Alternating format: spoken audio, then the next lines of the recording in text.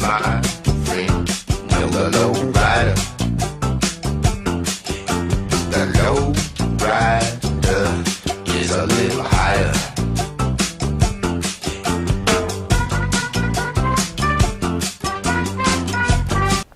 Hello everybody, Richard Tripp with you again. Welcome to Tripp's Corner, where every week we take people on a journey of those who we interview, find out where they've been, how they got here, and what's ahead perhaps. And today I am very honored, in fact a little nervous, so bear with me here as I get to interview the boss, the main dude here at ProView Networks, a guy who has helped me out tremendously over the last 11 years. I kind of call him my agent in some respects. Steve Davis. Steve, welcome to Tripp's Corner, man. I'm honored. Hey, Richard, thank you. And I think it works both ways. It's been a great friendship between the two of us, but also, from my standpoint, an admiration of what you've done for high school sports, from the broadcasting, also New Mexico Highlands, and you know, to be interviewed by you is a really honor. You know, truthfully, only two people have ever interviewed me, and was on their shows, and that's Henry T.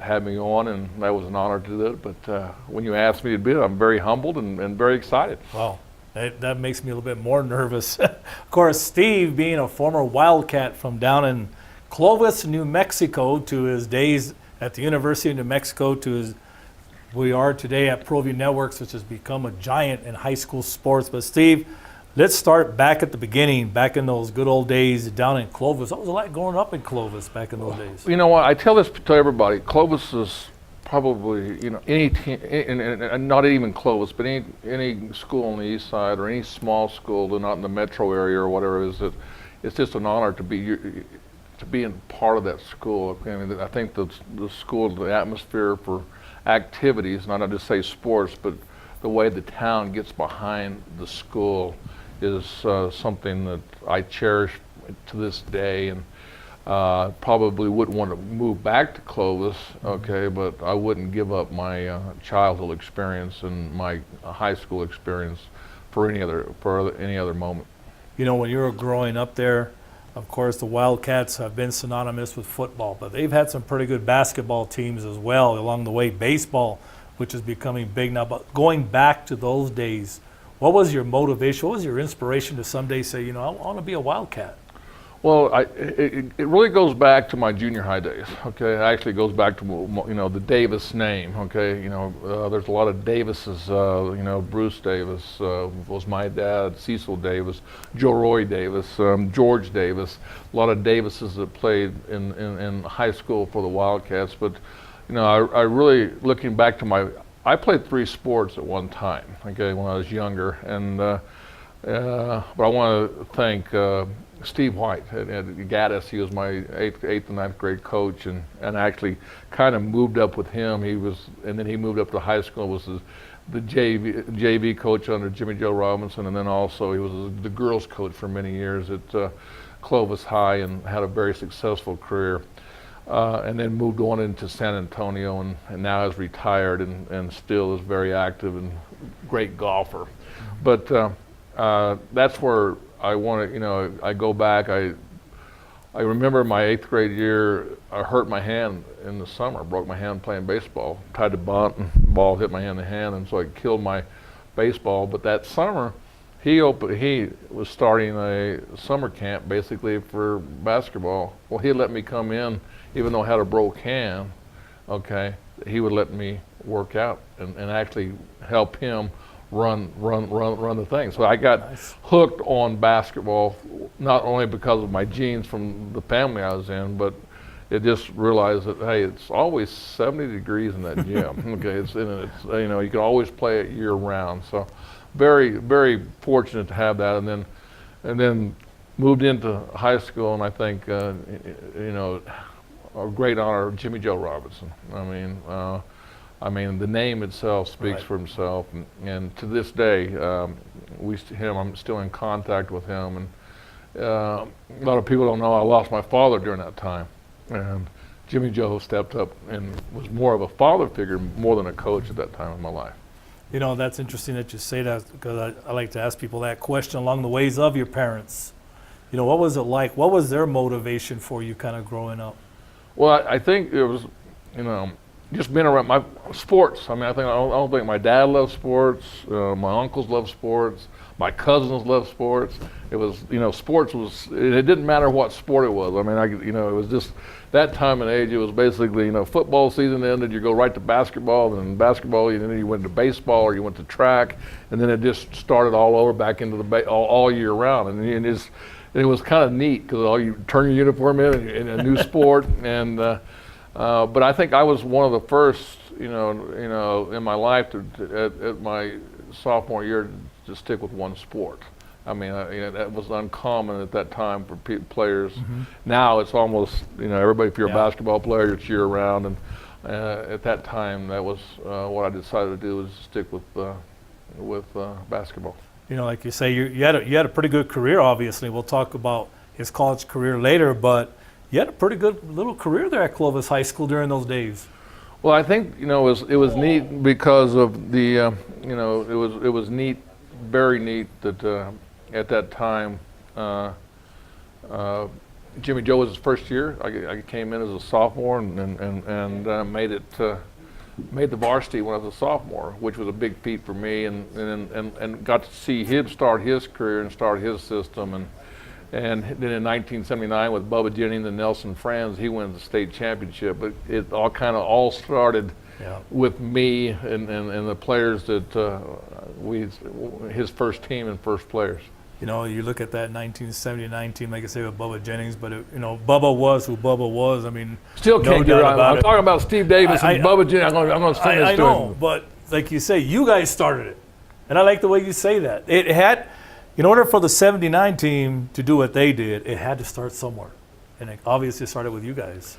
Well, and that's a story within itself. You have Nelson Franz, and you have Roy Franz's dad, and you have Bubba Jennings and Brooks Jennings, and that's you could just, basketball and those two names, at Eastern New Mexico, what they've done it's great to be even spoken with those in their names. We have about 30 seconds left in this segment. We'll talk more when we come back, but it was a football town, and you guys captured it as basketball there for a while.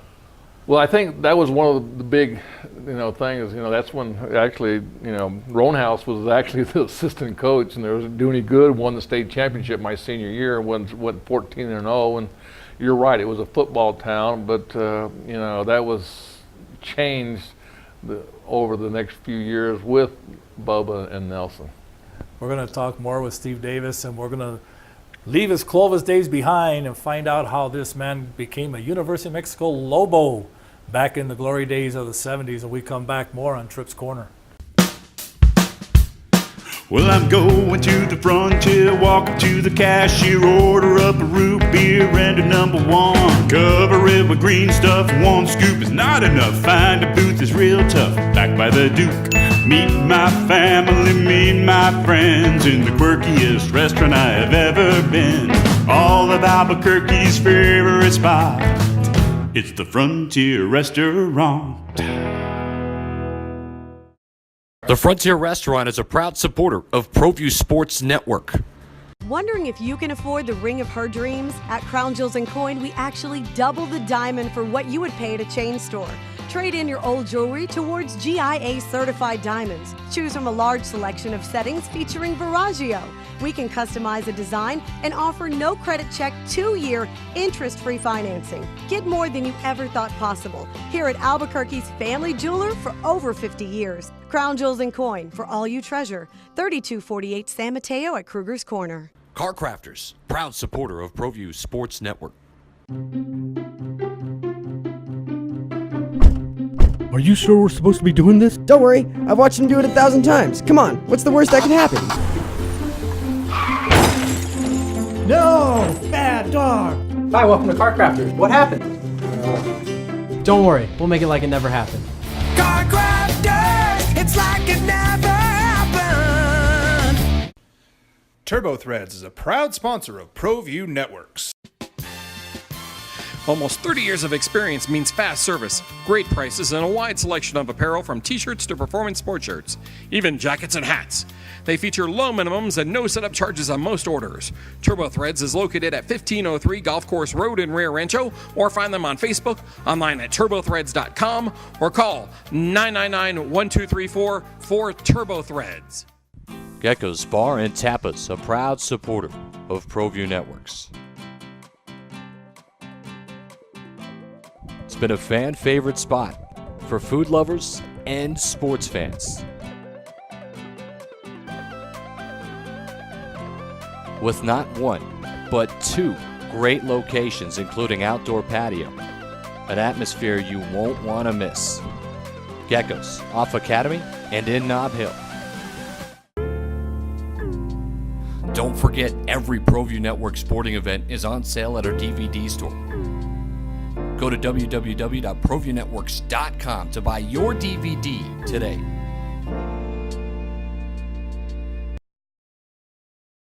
Welcome back to segment 2 here of Tripp's Corner. We're with Steve Davis, Clovis Wildcat, becoming a University of Mexico Lobo. But Steve, let's finish off going back to those Clovis days. You know, for you personally, like we were talking about, the table setters, the greats of Nelson France and the Bubba Jennings and the Davis family. But, you know, you look at Clovis where it's been historically, it's such a great sports community, like you were saying earlier. You know what? It's one of the best, and I want to really mention somebody else. It's Dick Hunsaker. You know, a famous coach that coached at Ball State and the University of Utah and at Utah Valley State, and he was actually my mentor when he was a senior. I was a sophomore, and he ingrained me a work ethic as far as playing basketball and with that environment, but.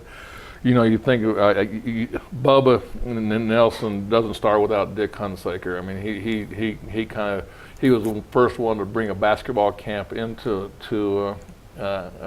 Clovis, and I was always his assistant and was very proud of it. But it was again his vision of that's when basketball camps and all these things started, and he was still in college, and it showed you his mindset to go on and do the things he did in the college basketball coaching career.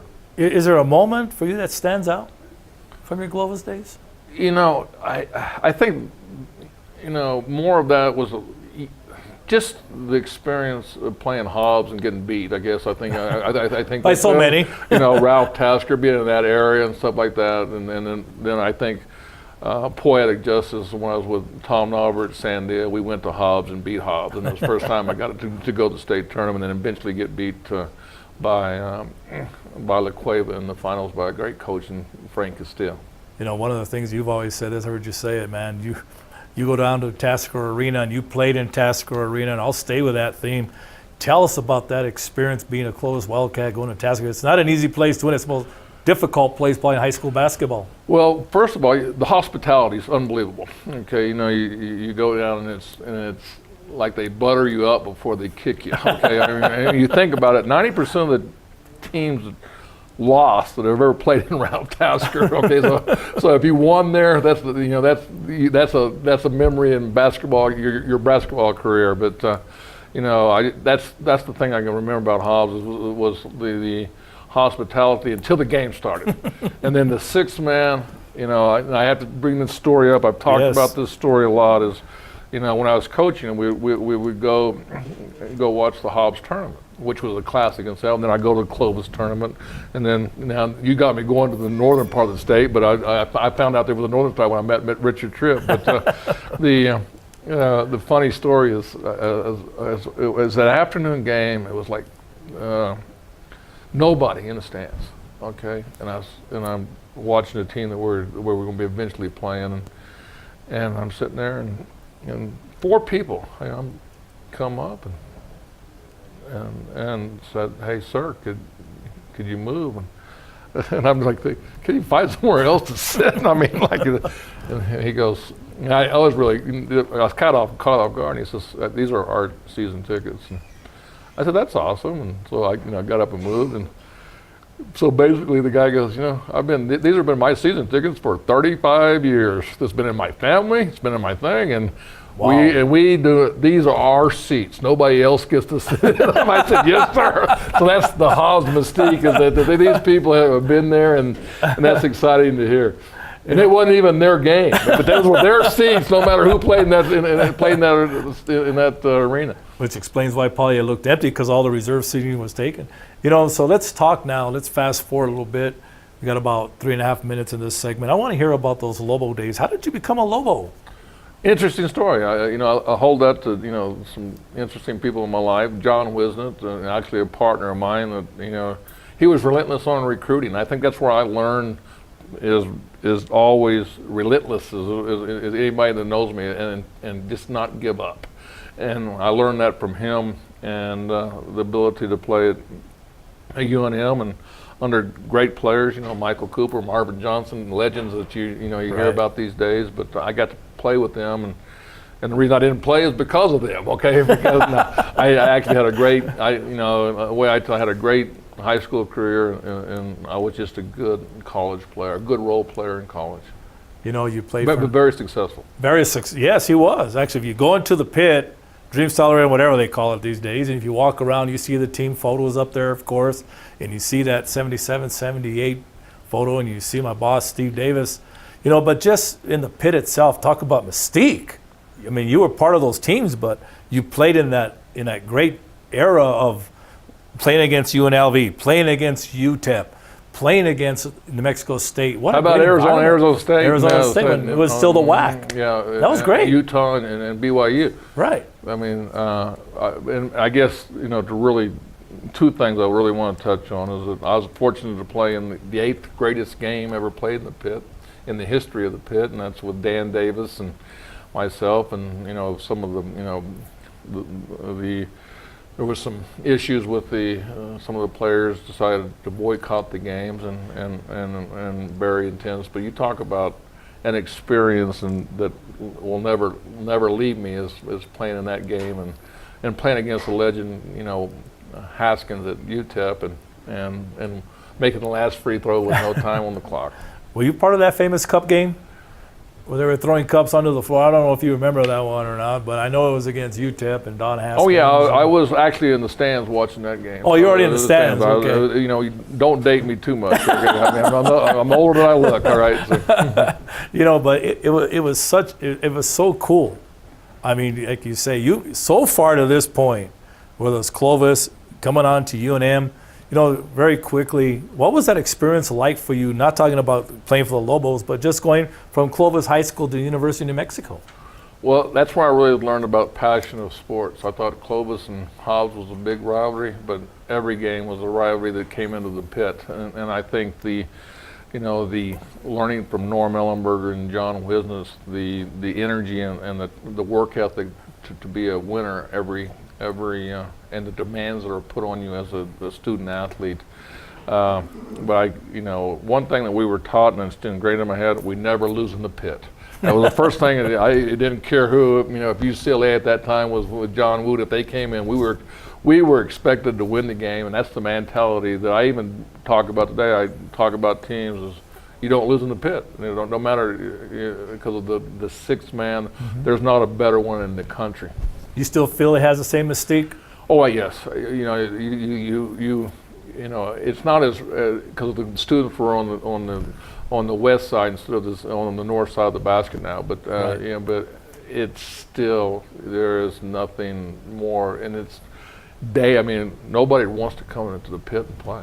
High school teams don't even go in there, depending on who they're playing against. very intense place. But it also, another great thing about myself is that I got to be to walk down. And I think you say, what's your greatest moment in the pit? Is walking down the ramp. Walking down the ramp. And listening to the crowd, and then you can actually, your hair, electricity sticks up because it's so emotional and so much passion coming down. Wow, intense is right. One segment left. When we come back, how did Steve Davis become the president of all this for you guys to enjoy high school sports? When we come back on Tripp's Corner.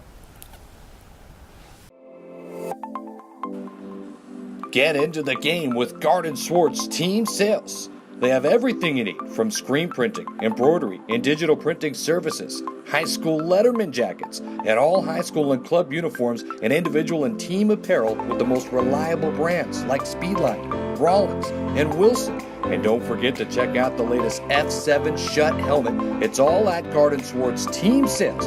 Give them a call, 505-884-1234. Garden Swartz Team Sales. Hey everyone, Adam Deal here with ProView Networks. Extreme Clean is a proud sponsor and supporter of ProView Networks and all high school sports athletics. Owner Mike McLean and Extreme Clean specialize in carpet cleaning for apartment, realty, business, and residential clients. With over 20 years experience, attention to detail and quality customer service matters. For more information, give them a call, 505-221-6440, Extreme Clean. Don't sacrifice quality of flavor when you're in a hurry. Golden Pride offers ribs, fried chicken, green and red chili breakfast burritos, and Frontier Cinnabons. 4 great locations, or visit us online at goldenpride@abq.com. Golden Pride Barbecue Chicken and Ribs, proud supporter of ProView Sports Network. Wondering if you can afford the ring of her dreams? At Crown Jewels and Coin, we actually double the diamond for what you would pay at a chain store. Trade in your old jewelry towards GIA certified diamonds. Choose from a large selection of settings featuring Veragio. We can customize a design and offer no credit check 2-year interest-free financing. Get more than you ever thought possible here at Albuquerque's family jeweler for over 50 years. Crown Jewels and Coin, for all you treasure. 3248 San Mateo at Kruger's Corner. Welcome back to Tripp's Corner, everybody. Richard Tripp along with Steve Davis. You know, Steve, we've kind of visited your days back in Clovis to your days back at the University of New Mexico, but I just want to finish up with that before we talk about ProView Networks. Even a high school player, you're talking about the ramp. That's what it's all about, whether you're a UNM Lobo, and I can imagine what it's like for the opposing team back in those days of UTEP, UNLV, whoever it was, walking down that ramp. Were you guys already on the floor? Or will you guys come after the visit? Because I could already hear the boos. No, we always waited until they went in first, and then we would come in, and it was, you know, at that time, you know, it's changed. I don't know which way it is now, but you know, the crowd would, well, it didn't sit down until the other team didn't score. Correct. And then it's changed. It goes back and forth, and it changed where it was nobody would sit down until the Lobos scored, but you know, that crowd was just starting. You know, you talk about tip-off; they were ready to go, man. And what was great about that too is, truthfully, it was the great part about that was that you had to be ready. You just didn't want to let those fans down. That's interesting. Well, you know, Steve, I want to give us enough time because I really want to talk about ProView Networks because people know about ProView Networks. I mean, it's become a giant within the high school athletic community across the state, regardless of sport. But the idea, you know, going back to those early days, kind of how did all that come about? Well, actually, there's, you know, one, it all happened really in the same time period. I was actually sitting at Horse and Angel. You know, I was sitting there and I was watching some high school old games, okay, and people were talking about the internet and how they were thinking, and I was talking to a man. I said, man, how great! I'd love to have my games archived. And about that time, a business opportunity came up for me, and to invest in an internet type game. Well, it didn't work out, and then, you know, here's your brother, Gary Tripp, is really truthfully is the one that asked me to a guy that can't use a computer. You can ask anybody in my deal. Doesn't, you know, I've actually kind of learned to use the text. Okay, so but that's true. But he's asked me to see if I could fulfill this for the MMA, and that's how it started. It really started, and it's real simple. It started out with why are you here, and now it's become why are you not here. And at that time, I don't want to take all the credit. I was really fortunate to meet a man, you know, J.D. Healy, and his vision and his ability to articulate what my vision was. And I had no idea my vision would become what it has become today. But I tell you, it's been exciting, and it's one thing. It's fun because one, I get to sit with Richard Tripp, I get to sit with coaches, I get to talk to athletic directors. You just can't buy that return. We've seen ProView networks grow, obviously, to sit down, put a headset on, here's a camera, start doing the game. And you and JD both, because JD, a graduate of Cibola High School, the one question that used to get asked a lot is, like you said, I wish we would have had this in my playing days, and you still hear that a lot. The archives are so important now more than ever. When you first started this company, what was the early vision compared to what it is right now? 'Cause obviously it's big now. Well, the early vision was the internet was new, and that was at the time, and I did my homework on the internet. I didn't realize it was going to take that much time, and what I've learned is that the TV is still very important. The internet goes to the TV, okay, before the TV went to the internet. Right. And we were one to help make that happen, nationwide. There's a lot of firsts for ProView that I'm very happy with. I mean, you look at the things that we've accomplished, in the last 5 years, and then I want to really think, I got after JD left and went to the NFHS channel, Adam Deal steps up, and, he has really, stepped his game up and really has made this thing blossom and kept me off from having to speak because everybody knows that, I have a speech impediment. No, when it comes to business, let me tell you, you are probably one of the great motivators I have seen with this company. You see Steve a lot during the state basketball tournament, talking to coaches, talking to officials. You're constantly promoting. I guess that's just part of the business in you? Well, I think it's the passion that I have about what I'm doing, and I think that anybody that has any job, if they have that kind of passion, it's not work to me. This is not work. This is like seeing a dream come true. And I tell people, I've had my ups and downs. I've had more ups, okay, and ProView's been, been very challenging with economics and the times we started it, but the upside is very good. When you look at it, you love high school sports, which is another big driver. But like you said, we've done high school. Now we're into the college ranks. We've done boxing, name it. Sky's still the limit. We're doing politics now. But, this thing just keeps growing and growing and growing, which is good. The media out there, is eating it up. For you, though, behind the scenes, when you start to look back, do you ever reflect back? It's always forward. It's always forward because it's kind of like if you're a coach, in which both of you and I have been coached. You can't live on what you did last week. It's what you do from this point on.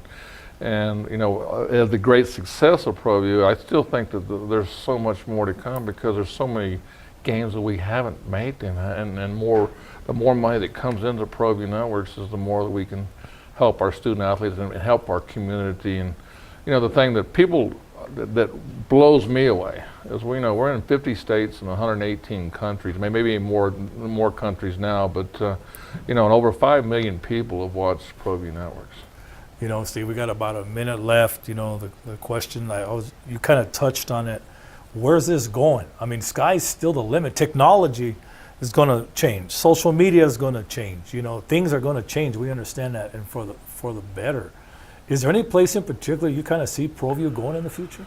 Well, one, I didn't see it coming this far. I just thought it was a great idea, and I thought, I see ProView Networks as and people laugh about this. I see it someday as a must carry. Okay, if that makes must carry because people of everything you said, we're becoming statewide right now, and people want to be a part of it, and it's a lot of hard work for people like yourself. I can just go down. I'm so thankful and blessed to be around a good team of people. It's been fun, and the other thing, it's fun, and you're seeing it with your show. How many people you affect, and how great it is to talk about other people's success. And you have had a good one, my friend. Thank you very much. My boss, my mentor, I sometimes call him my agent. He's putting me in some really good positions, and I can't argue. Steve, thank you very much for being on Tripp's Corner. Until next time, everybody. Peace, everybody. We're out.